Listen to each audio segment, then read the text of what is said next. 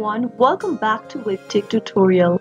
In today's video, I'm going to show you how to deactivate your DoorDash account. Watch the video till the end and don't forget to subscribe to our channel by hitting that subscribe button. Also press the notification bell so that you'll never miss another upcoming upload from us. Simply go ahead and open up a web browser. In the URL box, type in www.doordash.com and press enter on your keyboard, and also make sure that you are logged into your DoorDash account.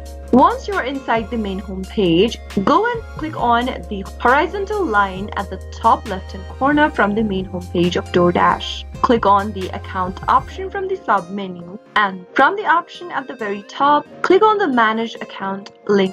You can easily delete or deactivate your DoorDash account by simply choosing the option that says delete account. But before that, if you want to download your account's data, click on this request archive button and you'll be notified whenever the download is ready. After you are sure you'd like to delete or deactivate your account, click the delete account button at the bottom. You need to enter the 6-digit code that has been sent to you on your mobile number that is associated with DoorDash.